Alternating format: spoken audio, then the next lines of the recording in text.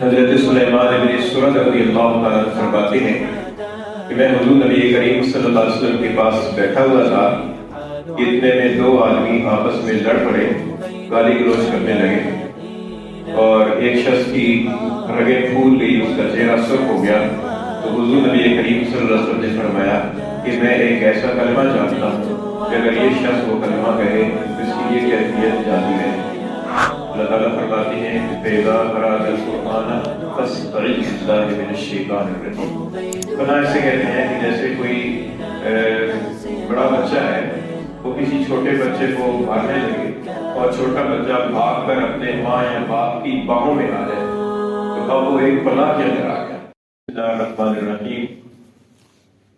قرآن مجید کی تلاوت سے پہلے اعوذ باللہ من الشیطان الرجیم پڑھنا سنت ہے۔ اس کا حکم 14 پارے میں سورہ نحل میں اللہ تعالیٰ نے ارشاد فرمایا ہے۔ اللہ تعالیٰ فرماتے ہیں کہ فَإِذَا قَرَأْتَ الْقُرْآنَ فَاسْتَعِذْ بِاللَّهِ مِنَ الشَّيْطَانِ الرَّجِيمِ کہ جب آپ قرآن پڑھنے لگیں تو شیطان مردود کی شر سے اللہ کی پناہ حاصل کر دیا کیجیے۔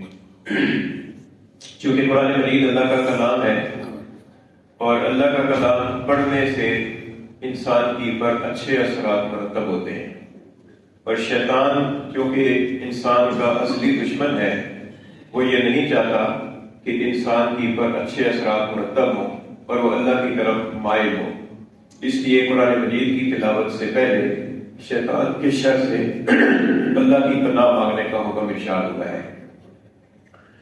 یہ قرآن مجید کے اندر یہ حکم تو موجود ہے، لیکن یہ اعوذ باللہ من الشیطان الرجیم کے جو الفاظ ہیں، یہ الفاظ قرآن مجید کے اندر اس ترتیب کے ساتھ نہیں ہیں۔ یہ حدیث شریف سے ثابت ہیں۔ اعوذ باللہ من الشیطان الرجیم کے الفاظ مختلف احادیث کے اندر آئے ہیں۔ ایک حدیث میں آتا ہے، حضرت سلیمان بن سرد رضی اللہ تعالیٰ فرماتے ہیں کہ میں حضور نبی کریم صلی اللہ علیہ وسلم کے پاس بیٹھا ہوا تھا، اتنے میں دو آدمی آپس میں لڑ پڑے، گالی گلوچ کرنے لگے اور ایک شخص کی رگیں پھول گئی، اس کا چہرہ سرخ ہو گیا۔ تو حضور نبی کریم صلی اللہ علیہ وسلم نے فرمایا کہ میں ایک ایسا کلمہ جانتا ہوں کہ اگر یہ شخص وہ کلمہ کہے تو اس کی یہ کیفیت جاتی رہے، اور وہ کلمہ ہے اعوذ باللہ من الشیطان الرجیم۔ تو اس سے اس حدیث شریف سے اعوذ باللہ من الشیطان الرجیم کے کلمات بھی ثابت ہوئے، اور یہ بھی ثابت ہوا کہ غصے کے وقت میں انسان کو اعوذ باللہ من الشیطان الرجیم پڑھنا چاہیے، اور اس اعوذ باللہ کے کلمات سے انسان کی غصے کی کیفیت دور ہوتی ہے۔ تو یہ حدیث شریف سے اعوذ باللہ من الشیطان الرجیم کے الفاظ ثابت ہیں۔ اعوذ باللہ کو عربی زبان میں تعوذ کہتے ہیں یا استعاذہ کہتے ہیں۔ تعوذ اور استعاذہ یہ دو کلمات ہیں۔ تعوذ کا مطلب یہ ہے اعوذ باللہ من الشیطان الرجیم پڑھنا، استعاذہ کا مطلب بھی یہی ہے اعوذ باللہ من الشیطان الرجیم پڑھنا۔ یہ تعوذ اور استعاذہ کیا ہے؟ عربی زبان کے الفاظ کے اعتبار سے اس کی تھوڑی سی وضاحت کرتا ہوں کہ یہ جو استعاذہ ہے یا تعوذ ہے، قرآن مجید کے اندر اس طرح کے مختلف الفاظ استعمال ہوئے ہیں۔ ان کا جو بنیادی روٹ ہے وہ 3 حرف ہیں، عین واو زال۔ عین واو زال، اس کا مطلب یہ ہے کہ اللہ تعالیٰ کی پناہ میں آ جانا۔ پناہ کسے کہتے ہیں؟ پناہ اسے کہتے ہیں کہ جیسے کوئی بڑا بچہ ہے، وہ کسی چھوٹے بچے کو مارنے لگے اور چھوٹا بچہ بھاگ کر اپنے ماں یا باپ کی باہوں میں آ جائے تو اب وہ ایک پناہ کے اندر آ گیا۔ اب اس سے بڑے بچے کی طرف سے کچھ مار پیٹ کا خطرہ نہیں ہے۔ اول تو بڑا بچہ نزدیک نہیں آئے گا، اور اگر آئے گا تو وہ ماں باپ کی گود میں ہے یا باہوں میں ہے، تو اس لیے وہ اس کی حفاظت کرے۔ اسی طریقے سے شیطان چونکہ ہمارا ایک ایسا دشمن ہے جو ہمیں نظر نہیں آتا، تو اس کے حملے بھی ہمیں پتہ نہیں چلتے کہ وہ کس طریقے سے ہمیں دھوکہ دے رہا ہے، کس طریقے سے ہمیں راہ سے گمراہ کر رہا ہے۔ تو اس کے حملوں سے بچنے کے لیے ایک ایسی ذات کی پناہ میں آ جانا مؤثر اور مفید ہے کہ جو ذات کو اس کو دیکھتی ہے لیکن وہ اس ذات کو نہیں دیکھ سکتا، اور وہ ذات اللہ تعالیٰ کی ہے۔ تو یہ گویا کہ اللہ کے اپنے آپ کو اللہ کے حوالے کر دینا ہے کہ یا اللہ یہ شیطان اصلی دشمن ہے، میں اس کی دسیسہ کاریوں سے اور اس کے وسوسہ اندازیوں سے میں اپنے آپ کو آپ کے حوالے کرتا ہوں۔ تو یہ ہے اس کا بنیادی مفہوم۔ اب اس مادے سے قرآن مجید کے اندر الفاظ استعمال ہوئے ہیں اس روٹ سے وہ مختلف الفاظ استعمال ہوئے ہیں، لیکن جہاں جہاں پر بھی یہ لفظ استعمال ہوا ہے وہاں پر پناہ کا لفظ ضرور آئے گا، اس کے معنی کے اندر پناہ کا لفظ ضرور آئے گا۔ جیسے قرآن مجید کے اندر ایک جگہ اللہ تعالیٰ نے فرمایا کہ انی عذت بربی وربکم ان ترجمون، کہ میں اللہ اپنے رب اور تمہارے رب کی پناہ میں آتا ہوں اس سے کہ تم مجھے رجم کرو۔ تو اس کے اندر بھی پناہ کا لفظ ہے، یہ عذتوں کا لفظ بھی اعوذ سے نکلا ہے، اوز سے۔ اسی طریقے سے سورہ بقرہ کے اندر اللہ تعالیٰ نے حضرت موسیٰ علیہ السلام کا قول نقل فرمایا ہے کہ جب حضرت موسیٰ علیہ السلام نے بنی اسرائیل والوں سے فرمایا کہ تم ایک گائے ذبح کرو اور اس کا گوشت کا ٹکڑا اس مقتول کی جسم کی پر مارو تو یہ زندہ ہو کر اپنا قاتل بتا دے گا، تو بنی اسرائیل والوں نے کہا کہ اتتخذنا ہزوا، کہ موسیٰ تو ہمارے ساتھ مذاق کر رہا ہے۔ تو حضرت موسیٰ علیہ السلام نے فرمایا کہ اعوذ باللہ ان اکون من الجاہلین، کہ میں اللہ کی پناہ چاہتا ہوں اس سے کہ میں جاہل بنوں۔ یہ تو جہالت والی بات ہے کہ آدمی مذاق کرے اور کسی کو سنجیدہ موضوع کے اندر بھی مذاق کے اندر ڈال دے، فرمایا کہ یہ تو ایک جہالت والی بات ہے، میں اس سے اللہ کی پناہ چاہتا ہوں۔ تو یہاں پر بھی پناہ کا لفظ آیا۔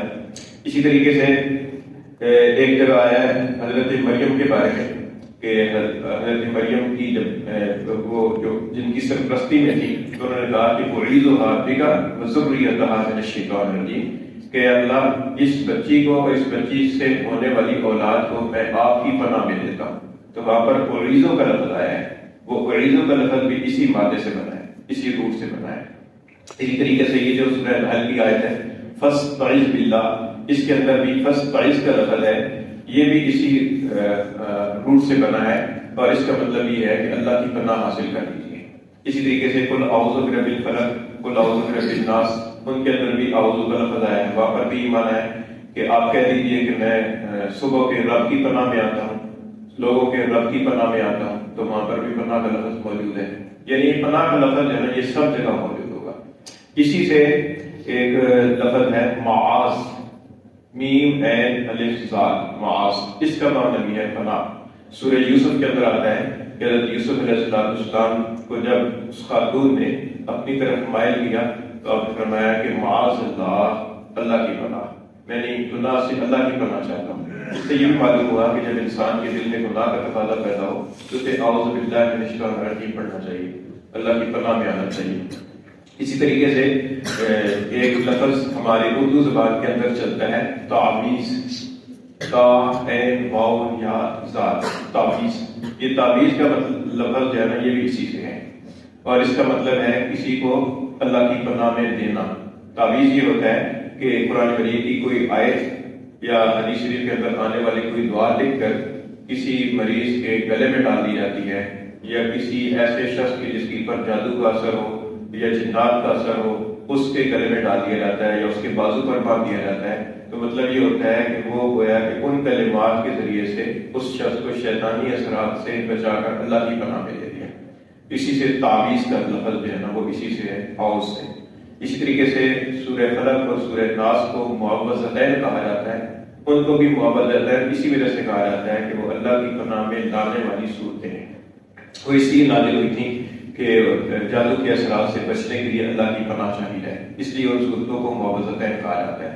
تو عرض کرنے کا مقصد یہ ہے کہ یہ جو عین واو زال یہ جو مادہ ہے اس مادے سے اور اس روٹ سے قرآن مجید کے اندر جہاں جہاں پر بھی مختلف شکلوں کے اندر الفاظ استعمال ہوئے ہیں ان سب جگہوں کے اندر پناہ کا لفظ موجود ہے۔ یہ پناہ جو ہے یہ اس کا بنیادی مفہوم ہے۔ تو اعوذ باللہ کے اندر یہ ہے کہ اللہ کی پناہ مانگتا ہوں، میں اللہ کی پناہ مانگتا ہوں شیطان الرجیم، شیطان مردود کے شر سے۔ اچھا یہ تو ایک موقع ہوا قرآن مجید کی تلاوت سے شروع کرنے سے پہلے اعوذ باللہ من الشیطان الرجیم پڑھنا سنت ہے، لیکن اس کے علاوہ باقی اور کئی مواقع ہیں کہ جہاں پر اللہ کی پناہ میں آنے کی تلقین فرمائی گئی ہے۔ مثلا یہ ہے کہ بیت الخلاء میں جانے سے پہلے دعا پڑھنی چاہیے، اللہم انی اعوذ بک من الخبث والخبائث، وہاں پر بھی اعوذ کا لفظ ہے کہ اللہ میں آپ کی پناہ میں آتا ہوں خبیث جنوں اور خبیث جنیوں کے شر سے، کیونکہ جو بیت الخلاء ہے وہ شیطانوں کا گڑھ ہے، وہاں پر شیطان بس اندازی کرتا ہے اور انسان کا سطر کھلا ہوا ہوتا ہے اور انسان وہاں پر ذکر نہیں کر سکتا، ذکر سے غافل ہوتا ہے، تو ایسے موقع کی تاڑ میں رہتے ہیں شیطان کہ ایسے موقع کی پر انسان کے دل میں وسوسہ ڈالا جائے. تو اللہ کے رسول نے فرمایا کہ بیت الخلاء میں جانے سے پہلے، سطر کھولنے سے پہلے انسان اپنے آپ کو اللہ کی پناہ میں دے دے. اللہم انی اعوذ بک من الخبث والخبائث.